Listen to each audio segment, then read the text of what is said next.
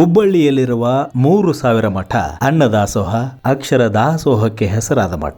ಲಿಂಗಾಯತ ವಿರಕ್ತ ಮಠಗಳ ಪರಂಪರೆಯಲ್ಲಿ ಪ್ರತಿಷ್ಠಿತ ಮಠ ಎನಿಸಿಕೊಂಡಿರುವ 3000 ಮಠಕ್ಕೆ ಸುಮಾರು 800 ವರ್ಷಗಳ ಸುದೀರ್ಘ ಇತಿಹಾಸ ಇದೆ. ಈ ಮಠ ಕೇವಲ ಲಿಂಗಾಯತರಷ್ಟೇ ಅಲ್ಲದೆ ಎಲ್ಲ ಜಾತಿ ಮತಗಳ ಆಸ್ತಿಕರ ಗೌರವಕ್ಕೆ ಪಾತ್ರವಾಗಿದೆ.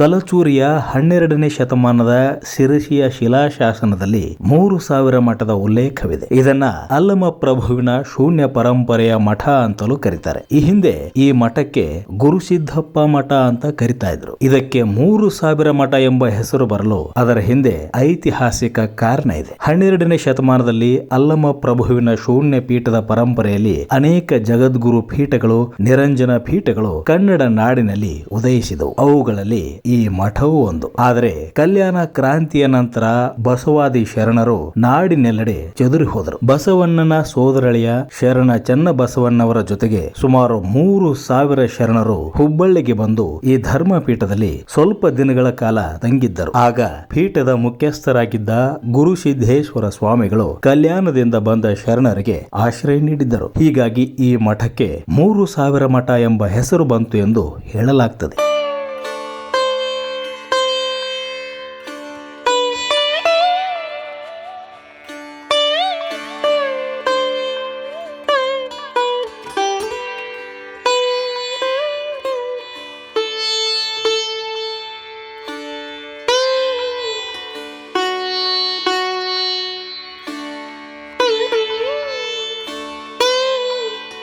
ಮಠದ ಆವರಣದಲ್ಲಿ ಗುರುಸಿದ್ದೇಶ್ವರ ಸ್ವಾಮಿಗಳ ಗದ್ದುಗೆ ಸೇರಿದಂತೆ ಲಿಂಗೈಕ ಜಗದ್ಗುರುಗಳ ಸುಮಾರು 30 ಗದ್ದುಗೆಗಳಿದ್ದು ನಿತ್ಯ ಪೂಜಾ ಕಾರ್ಯಕ್ರಮಗಳು ನಡೆಯುತ್ತವೆ. ಸಿದ್ದೇಶ್ವರರ ಸಮಾಧಿಯನ್ನ ಭಕ್ತರು ಹುಚ್ಚನ ಗದ್ದಿಗೆ ಅಂತ ಹೇಳುವುದುಂಟು ಮತ್ತು ಅದನ್ನ ಬೆಂಕಿಯ ಕುಂಡ ಅಂತ ಪರಿಗಣಿಸಲಾಗುತ್ತದೆ. ಆತನ ಅಂಗಾರದ ಕೈ ಹಿಡಿದು ಆನೆ ಮಾಡಿದರೆ ಸಮಸ್ಯೆ ಬಗೆಹರಿಯುತ್ತದೆ ಎಂಬ ನಂಬಿಕೆ ಭಕ್ತರಲ್ಲಿದೆ.